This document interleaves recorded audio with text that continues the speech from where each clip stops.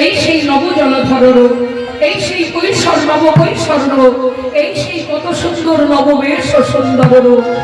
আহা রাধারানী আমার আগে দেখিতে দেখিতে পটের লেখা, দেখিতে দেখিতে পটের লেখা, দেখিতে দেখিতে পটের লেখা, দেখিতে পটের লেখা, পরানো হরিল বিষম ডাকা, পরানো হরিল বিষম ডাকা, পরানো হরিল বিষম ডাকা, পরানো হরিল বিষম ডাকা, ডাকাতি করিল, করিল ডাকাতি করিল, ডাকাতি করিল, করি আমার মনে প্রাণ, ডাকাতি করিল, আমার মনে প্রাণ ডাকাতি করিল, করি আমার মনে প্রাণ, ডাকাতি করিল, আমার মনে প্রাণ, ডাকাতি করিল। দেখি দেখি পথ আনহ কাছে, দেখি দেখি পথ আনহ কাছে, দেখি দেখি পথ আনহ কাছে, দেখি পথ আনহ কাছে। আহা দে দে দে, আমি ভালো করে দেখি, দেখি দেখি পথ আনহ কাছে, আমার কাছে নিয়ে আয়, তোরাও দেখ ওই পথখানি রাধারানী দেখে কি বলছে জানো বাবা?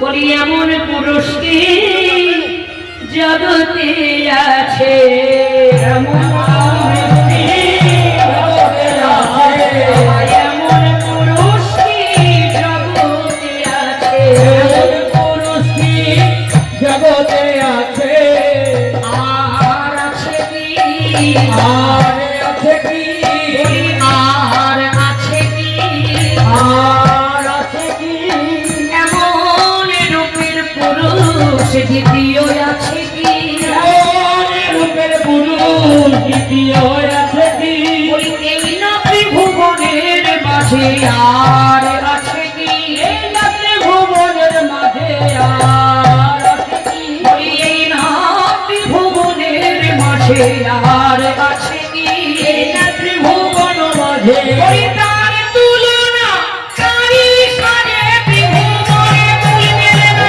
তুলনাকারী হয়, তুলনাকারী হয়, এই ত্রিভুবনে তুলনাকারী হয়, এই ত্রিভুবনে তুলনাকারী হয়, বলি তার তুলনা কারি সাথে ত্রিভুবনে তুলনাকারী হয়, তুলনাকারী হয়, তুলনাকারী হয়, আছে নাকি, আছে নাকি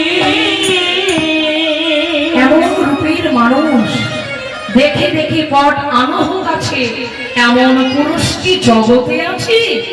জগৎ বলতে শুধু আমাদের এই বিশ্ব জগৎ নয়, স্বর্গ মর্ত পাতাল ত্রিভুবনে এমন রূপের মানুষ আর নাই। তাই তখন গোবিন্দ আমার সেই নবজলধর রূপ চিত্রপটখানি রাধারানী করে পেয়ে তাই বলে এমন পুরুষ কি জগতে আছে, দেখিতে দেখিতে পটের লেখা, দেখিতে দেখিতে পটের লেখা, পরানো মরিল বিষম ডাকা, পরানো হরিল বিষম ডাকা, পরানো হরিল বিষম ডাকা, পরানো হরিল বিষম ডাকা, মনোহর পাগে লিখিল রে, মনোহর কহে লিখিল রে, মনোহর পাগে লিখিল রে, মনোহর কহে লিখিল রে, পরানো নিছনে তাহারে রে, পরানো নিছনে তাহারে রে, আমার পরানো নিছনে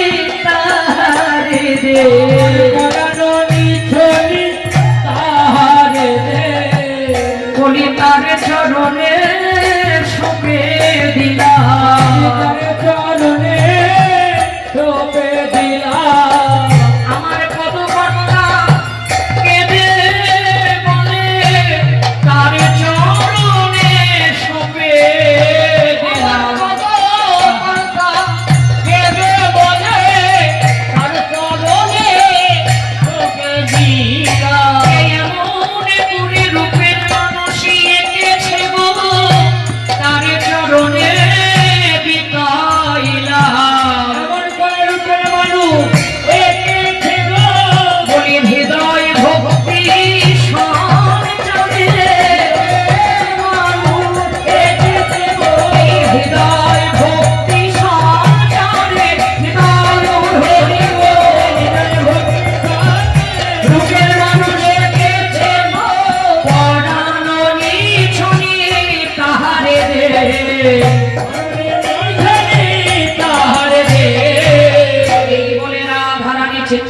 খানি দেখিতে দেখিতে রাধা রানীর চিত্তপটে লগ্ন হয়ে গেল।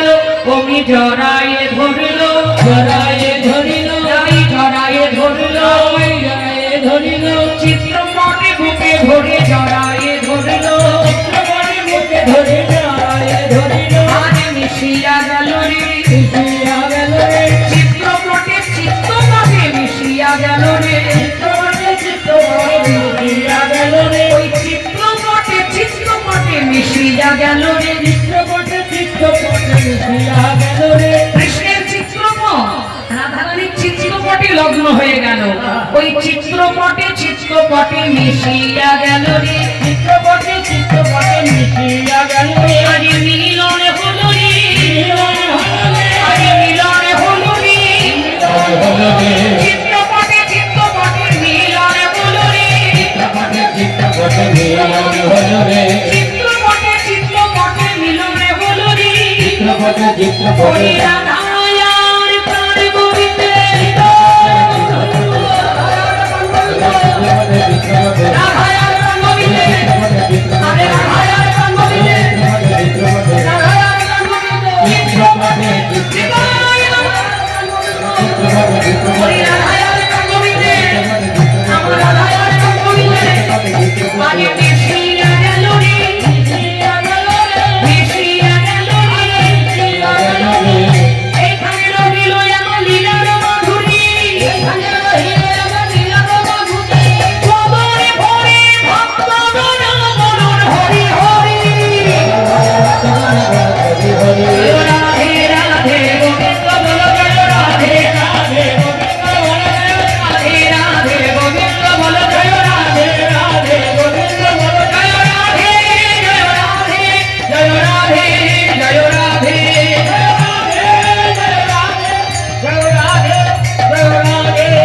হরি বল হরি বল হরি বল, হরি বল হরি বল,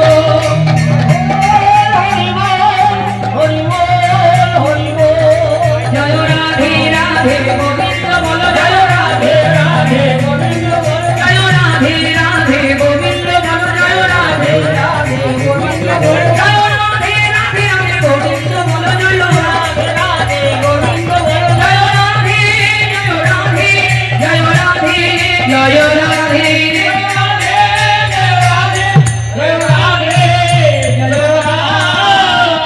জয় জয়। এই তো আমাদের মুশকিল গো। কিন্তু মাইনা একটু ভেবে দেখো না, একটু নিজেকে জিজ্ঞাসা করো না, কেন এলাম এখানে, মনুষ্য জন্ম লাভের কারণ কি? আস্তে আস্তে দুদিনের জন্য নবদ্বীপে যাও, 10 দিনের জন্য বৃন্দাবনে যাও, 5 দিনের জন্য পুরীতে যাও। মায়েরা দেখেছো,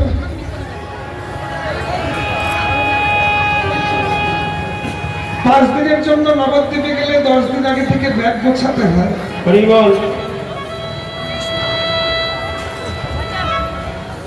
10 দিনের জন্য বৃন্দাবনে গেলে 1 মাস আগে টিকিট কাটতে হয়। কত প্রস্তুতি নিতে হয়। শাস্ত্র বলল পাগলা, আর কিছুদিন পরে এমন একটা জায়গা থেকে যেতে হবে যেখানে তোর যাওয়াটা হবে, কিন্তু ফিরে আসাটা পাগলা রে। যেখানে যাবি 2 দিনের জন্য, যেখানে যাবি 10 দিনের জন্য, সেখানকার জন্য প্রস্তুতি নিবি, আর যেখানে যাবি সারা জীবনের তবে একবার সেখানকার জন্য সাজিয়ে গুছিয়ে রাখলি না বাবা। শাস্ত্র বলল পাগলা, সেই দেশে যাবার সময় এই জাগতিক জগতে যখন বৃন্দাবনে যাবে, পুরীতে যাবে, তোমার টিকিটের উপরে লেখা থাকবে কখন তোমার ট্রেন আসবে, কখন তোমাকে ট্রেনে উঠতে হবে। কিন্তু পাগলা, ওপার থেকে কখন যে তোর ডাক আসবে হরি বল। তা তো তুই জানিস না। কখন যে তোকে যেতে হবে, কখন যে প্রস্তুতি নিতে হবে, সবই তো তোর অজানা। আরে আরো মজার ব্যাপার কি জানো মায়েরা, বৃন্দাবনে যখন যাবে, নবদ্বীপে যখন যাবে, পুরীতে যখন যাবে, আত্মীয় স্বজন পুত্র পরিজন সবাই সঙ্গে থাকবে। বাড়ির একটা বাচ্চা ছেলেও শাড়ির অঞ্চল ধরে বলবে, মা আস্তে আস্তে, শাড়ির অঞ্চল ধরে বলবে, মা আমি তোমার সঙ্গে যাব। কিন্তু শাস্ত্র বলল, পাগলা, শেষের দিনে যাবার বেলা যেদিন করো তার থেকে ডাক আসবে, মনে রাখিস সেদিন তোর শেষের দিনে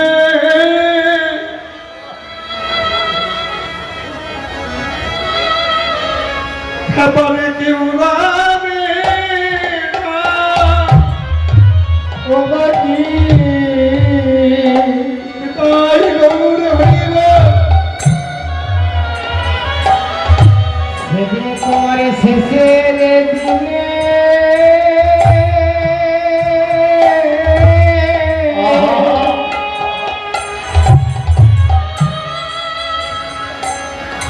তোমার কেউ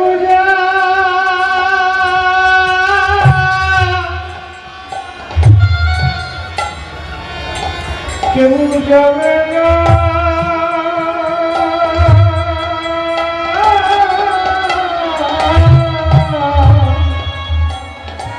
সেদিকে তোকে একা একা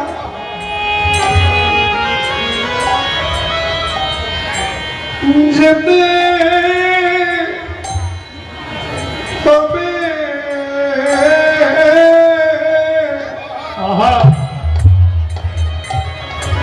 যে সেদিন শেষের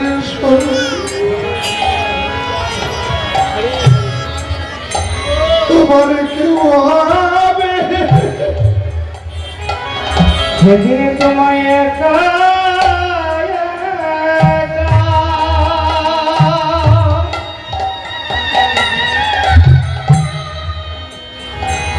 একা একা যেতে হবে।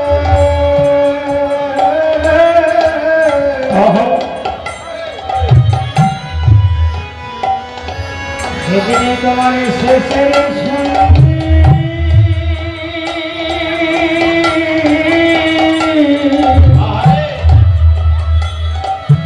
না কেউ হবে,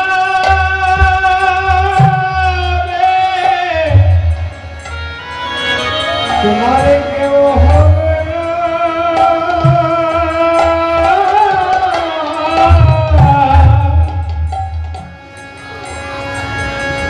সেদিন তোমার যেদিন একা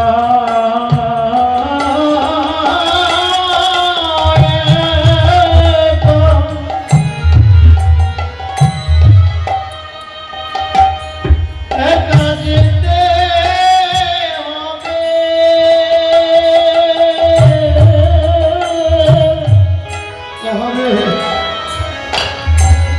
ওগো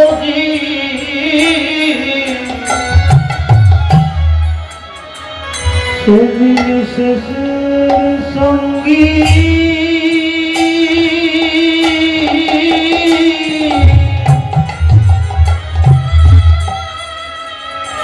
তোমার কেউ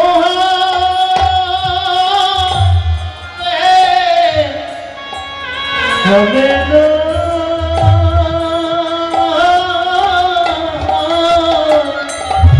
সেদিন শুধু প্রাণে যাবে আর মধুর হরির নাম শুধু শুধু গান যাবে হরি নাম যাবে। সেদিন সেদিন শুধু প্রাণে যাবে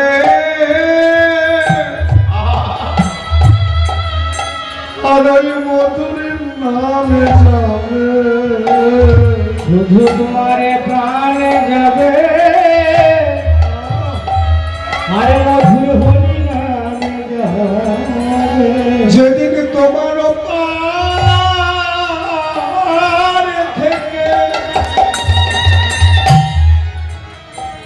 ওপারে থেকে ডাক আসিবে, সেদিন প্রাণে যাবে আর হরি নামে যাবে। যেদিন তোমার পাতে তোমার ডাক আসিবে, যেন সঙ্গে তোমার তোমার কেউ যাবে না। যেদিন তোমার পাতে ডাক আসিবে, সঙ্গে তোমার কেউ যাবে না। যেদিন তোমার ডাক আসিবে, সঙ্গে তোমার কেউ যাবে না। সঙ্গে তোমার কেউ যাবে না। উপরে থেকে ডাক আসিবে, সেদিন চোখে যাবে না,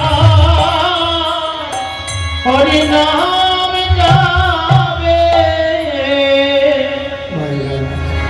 ওই জন্য নিজেকে জিজ্ঞাসা করবে মনুষ্য জন্ম লাভের কারণ কি? কৃষ্ণ ভজিবার তরে সংসারে আইন, ভালো মন্দ খাবার জন্য নয়, ভালো ভালো কাজ করার জন্য এসেছি। কি করার জন্য? কৃষ্ণ ভজিবার তরে সংসারে আইন, মিছা মায়ায় বদ্ধ হয়ে বৃক্ষ সম হইনি। দিন গেল মিছা কাজে, রাত্রি গেল নিদ্রে, না ভজিত রাধা কৃষ্ণ চরণারতে। হরিবল হরিবল। মায়েরা, আমরা যেদিন এসেছিলাম সেদিন মনটা ছিল অলিখিত সাদা কাগজের মতো পরিষ্কার। কামনা বাসনার কালি সেদিন আমাদের হৃদয়ে লাগেনি, কিন্তু সে সময়টা আমরা অতিক্রম করে ফেলেছি। প্রথমে জননী কোলে স্তম্ভান কৌতূহলে অজ্ঞানে আছি মতিহীন, দ্বিতীয় বালক সঙ্গে খেলাইলু কত নানা রঙ্গে, এমতো গোয়াইলু কত দিন। মায়ের কোলে দুধ পান করতে করতে বাচ্চা বয়সটা পার করেছে। তারপরের সময়টা বন্ধুদের সঙ্গে ধুলায় হামাগুড়ি দিতে দিন। এগিয়ে এলো যৌবন কাল। তৃতীয় সময়কালে বিকার ইন্দ্রিয় জানে পাপ পুণ্যে নাহি বড়ি হয়। ভোগ বিলাসী নারী এসবে কৌতুক করি, ইহা দেখে হাসে জন। হরিবল হরিবল। ঘরের অন্ধকারে ঘরের দরজা বন্ধ করে তুমি যে অপরাধ করছো ভাইয়া, কেউ দেখতে পাচ্ছে না সেটা ঠিক, কিন্তু পরে এমন একটা সিসিটিভি ক্যামেরা ঝোলানো আছে রে পাগলা, যেখান থেকে ফাঁকি দেওয়ার কোনো উপায় নাই। হরিবল হরিবল। যৌবন কাল অতিক্রম হয়ে গেল, এগিয়ে এলো বৃদ্ধকাল। এগিয়ে এলো তোমার বৃদ্ধকাল। সেদিন চতুর্থ সময়কালে বন্ধন আসে হাতে গলে, পুত্র কলত্র গৃহবাস। আশা বাড়ে দিনে দিনে, ত্যাগ নাহি আসে মনে, না করিল হরি পদবাস। একটা দুটো তিনটি চারটি কাল চলে গেল। চারিগত হইল যদি হরিল আখির জ্যোতি, শ্রবণে না শুনি অতিশয়, দাস বলরাম কয় এইবার রাখো মহাশয়, তোমার ভক্তি দান দেহ। হরিবল হরিবল। বুড়ো যখন হয়ে যাবে চোখে আর দেখতে পাবে না, চারিগত হইল যদি হরিল অখির জ্যোতি, শ্রবণে না শুনি অতিশয়।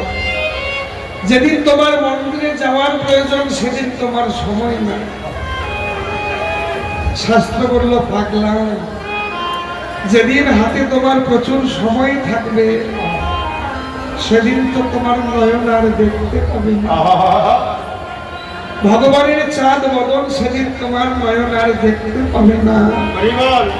আজকে তোমার কীর্তন শোনার সময় নাই, অবসর নাই, কিন্তু যেদিন তুমি কীর্তন শুনতে আসবে সেদিন ওই মধুর কৃষ্ণ নাম তোমার আর কানে যাবে না। কারণ কর্ণের শোনার ক্ষমতা চলে যায়। সেদিন তুমি শ্রবণ শক্তি হারিয়ে ফেলবে, দৃষ্টি শক্তি ক্ষীণ হয়ে যাবে। সে বয়সে আর কৃষ্ণ ভজন হবে না। ওই জন্য পদকবি বলরাম দাস ঠাকুর বলল, চারিগত হইল যদি হরিল আখির জ্যোতি, শ্রবণে না শুনি অতিশয়। দাস বলরাম কয়, এইবার রাখো মহাশয় তোমার ভক্তি ধর বহু।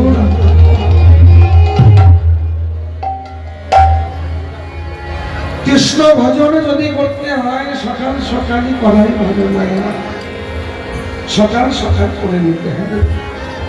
ভালো লাগবে যদি বেলা চলে যায়, রাস্তায় আধার নেমে আসবে, ভজন তোমার হবে না। সকাল বেলা মায়েরা, কমিটির বাবারা যাবে আপনাদের কাছে ভিক্ষার পাত্র নিয়ে। যার যতটুকু সামর্থ্য একটু ভিক্ষার জমিতে হাত বাড়িয়ে দেবেন। আপনাদের চরণে ধরে মিনতি করবেন, কেউ যেন শুধু ফিরিয়ে দেবেন না। কাঁচের লাঠি একই বোঝা, এই যে এত বড় বোঝা যদি কমিটির মাথায় চাপিয়ে দিই বড় ভার হয়ে যাবে। আমরা একটু একটু করে যদি সবাই ভাগ করে নিই তাহলে কমিটির ভারটা একটু কমে যাবে। সকলে মিলে জোরসে বলে প্রেমানন্দে নিতাই গৌর হরি হরি। ও সঞ্চুরাহি চারু ললিতায়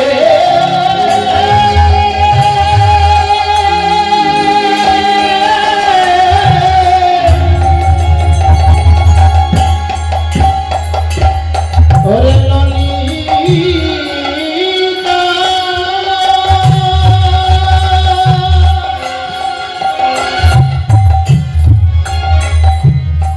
ওরে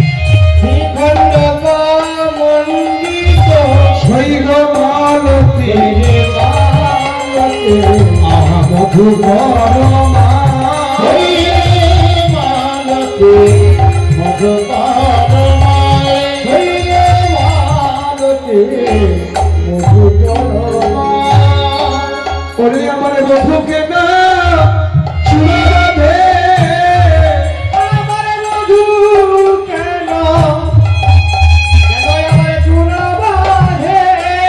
সখিরে ময়ূর পাখি পাখির তুচ্ছ দিয়ে, সখিরে আমার বধু কেন আমার চুরাবে।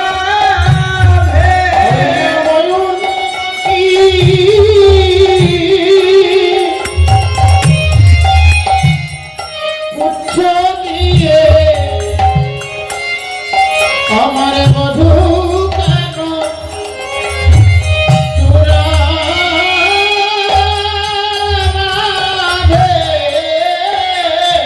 সখিরে জানিয়ে এমনি রূপে এই জগৎ বলে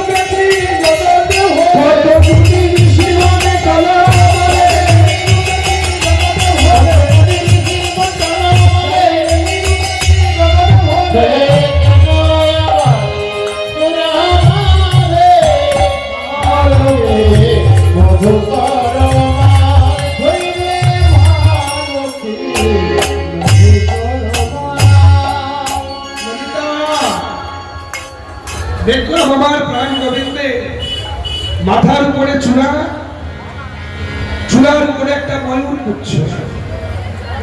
মায়েরা দেখেছো ভগবানের মাথায় একটা চূড়া, তার উপরে ময়ূর পুচ্ছ কেন? ভগবান রাজার ছেলে, কিসের অভাব ছিল যে চূড়ার উপরে ময়ূর পুচ্ছটাকে জায়গা দিল? প্রথম কারণটাই হলো জীব শিক্ষা।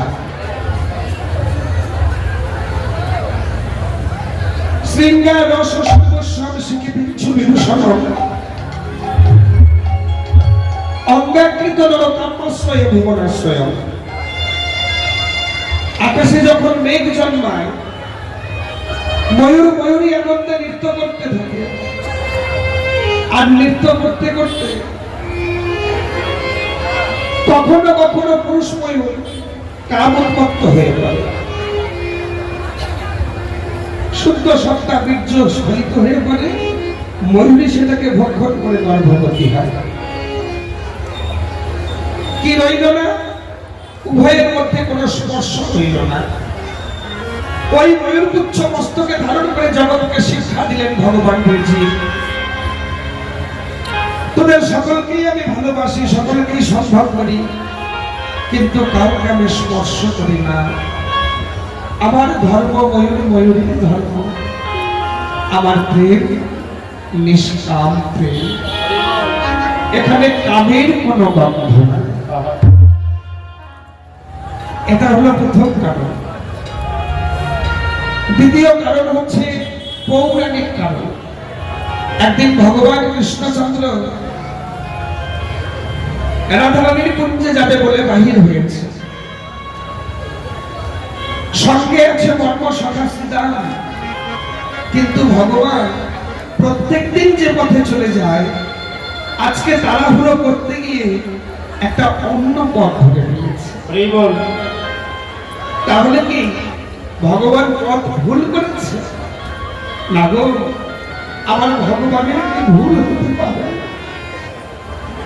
আজকে ওই পথটা ভগবান ধরেছে কেন জানো? যে পথে আজকে ভগবান যাচ্ছে, ওই পথের পাশে প্রত্যেক দিন ভগবানের আশা পথে নয়ন বসে থাকে বৃন্দাবনের কৃষ্ণ ভজনের চির প্রতিদ্বন্দ্বী, নাম তার বিরজা। আজকে ভগবান সেই পথ ধরেছে কেন? শাস্ত্র বলল কেন জানো? ওই বিরজাকে কৃপা করবে বলে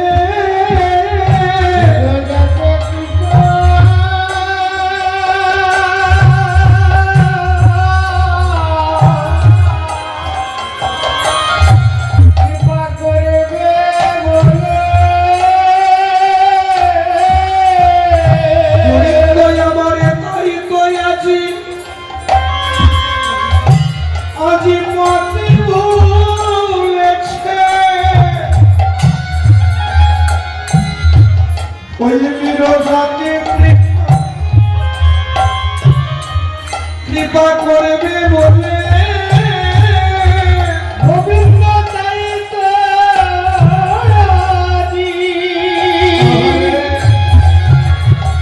আজ পদে ভুলেছে বিরজাকে কৃপা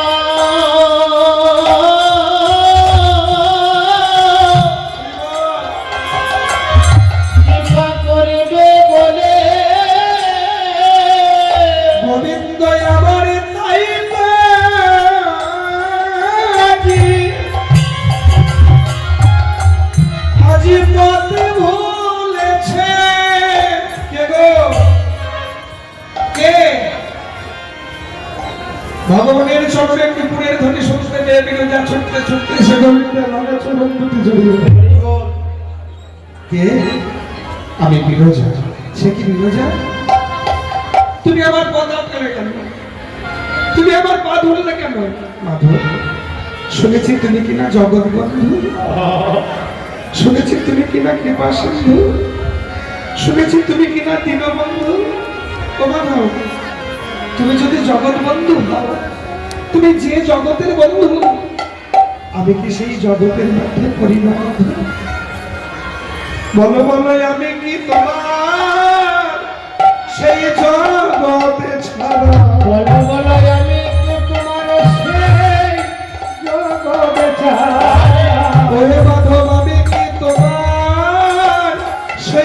জগতে ছাড়া আমি কি তোমার সে জগৎ ছাড়া মাধবে তুমি যে জগতে যে জগতের জগতে বন্ধু বলো আমি কি তোমার জগতে ছাড়া তুমি যে জগতে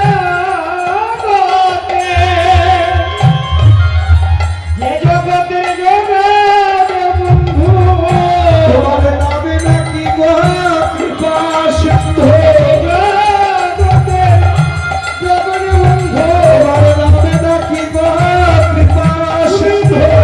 তোমার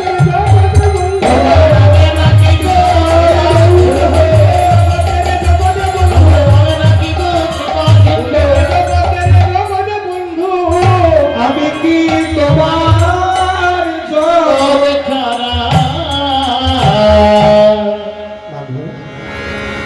চলো আমার কইছে রাধারানী তোমার ভক্ত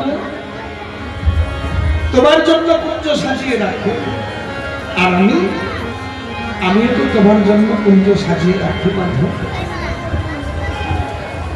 যদি তুমি জগৎ বন্ধু হও যদি তুমি কৃপা সিন্ধু হও যদি তুমি দীনবন্ধু হও তাহলে আমি কেন একা বঞ্চিত হব মাধব আমার কুঞ্জে চলো ভগবান শ্রীরামকে বলল শ্রীরাম রে আজকে আমার আর রাধারানীর কুঞ্জে যাওয়া হলো না আমি চললাম বিরজার কুঞ্জে তুই বিরজার কুঞ্জে দাঁড়িয়ে প্রহরী রূপে দাঁড়িয়ে থাক আমার অনুমতি ছাড়া কাউকে কুঞ্জ মন্দিরে প্রবেশ করতে দিবি না। ভগবান প্রবেশ করেছে বিরজার কুঞ্জে আর দাঁড়ি রূপে দাঁড়িয়ে আছে শ্রীরাম এই দৃশ্য দর্শন করে ছুটতে ছুটতে ছুটতে ছুটতে রাধারানীর একজন অন্তরাঙ্গা সখী গেল রাধারানীর কাছে রাধে রাধে কি হলো কি হয়েছে আর মালা গাঁথিস না? যার জন্য অনুরাগ ভরে তুই মালাটা গাঁথছিস সেই মালা তোর গোবিন্দ সেবায় লাগবে না সে মালা তোর গোবিন্দ সেবায় লাগবে না কেন দেখে এলাম তোর প্রাণনাথ বিরজার কুঞ্জে প্রবেশ করেছে ক্রোধান্বিত রাধারানী ছুটতে ছুটতে ছুটতে ছুটতে যেই না প্রবেশ করতে যাবে না একে শ্রীরাম শ্রীরাম কৃষ্ণ দর্শনের পথে যে দৈত্য রূপ ধারণ করে তোমায় বাধা দিলি অভিশাপ দিলাম পরবর্তী জন্ম তোর ওই দৈত্য কুলেই হোক আচারকে শ্রীরাম লুটিয়ে পড়ল রাধারানীর রাতুল চরণে রাধে বিনা অপরাধে তুমি আমাকে গোবিন্দ সঙ্গ সুখ থেকে বঞ্চিত করলে এখানে আমার কোনো দোষ ছিল না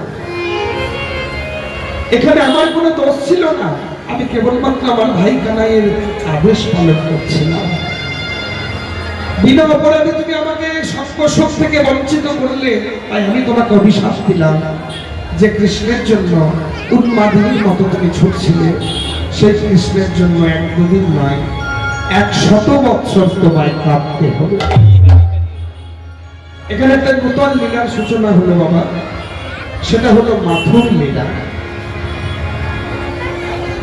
যে লীলাতে আমরা দেখতে পাই শ্রীমতী রাধারানী গোবিন্দের জন্য 100 বৎসর কেঁদেছিলেন আর রাধারানীর অভিশাপে শ্রীরামের পরের জন্ম দৈত্যকুলে শঙ্খচূড় রূপে হয়েছিল এবার দ্বার ছেড়ে দিয়েছে শ্রীরাম দ্বার ছেড়ে দিয়েছে রাধারানী প্রবেশ করেছে অন্তর্যামী ভগবান কৃষ্ণচন্দ্র বিরজাকে ডেকে বলল বিরজা রাধারানী এসেছে তোমার কুঞ্জে এখন কি হবে মাথা এখন এখন তুমি জল হয়ে যাও আর আমি একটা সর্পরূপ ধারণ করে তোমার ওই জলের মধ্যে খেলা করি বিরজা হয়ে গিয়েছে জল আর ভগবান একটা সর্পরূপ ধারণ করে জলের মধ্যে খেলা করছে এমন সময় রাধারানীর আগমন আমার সখী যে বলল মাধব এসেছে এখানে তো মাধব নেই আর বিরজাও নেই, গেল কোথায়? সারা কুঞ্জ মন্দির জলে জলময়। এদিক ওদিক খুঁজতে খুঁজতে খুঁজতে খুঁজতে রাধারানী দেখলো কুঞ্জ মন্দিরের একটা কোণে একটা সাপ খেলা করছে। চতুরের সঙ্গ করা তো রাধারানী বুঝতে বাকি রইল না, এটা কোনো সাধারণ সাপ না। মাধব, আমাকে লুকাবার জন্য যে রূপ তুমি ধারণ করলে, নিজ অঙ্গ প্রতি নয়ন দিয়ে দেখলে না, তোমার কালো মরণ ঘোচে, তোমার কালো মরণ ঘোচে, তোমার মাতা স্বভাব ঘোচে দিবা, কালো মরণ ঘোচে দিবা, তোমার ঘোচে দিবা, কালো মরণ ঘোচে দিবা, তোমার মাতা স্বভাব ঘোচে দিবা, কালো মরণ ঘোচে দিবা, তোমার ঘোচে দিবা, কালো মরণ ঘোচে দিবা, তোমার মাতা স্বভাব ঘোচে দিবা, কালো মরণ ঘোচে দিবা,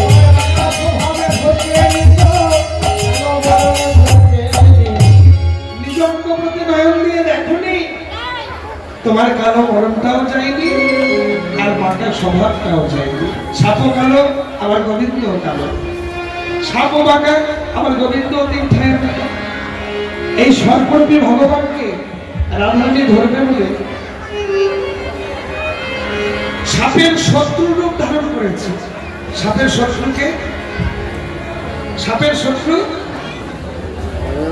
বেঁচে ময়ূর। রাধারানী ময়ূর রূপ ধারণ করে ওই সর্বরূপী ভগবানকে ধরছে।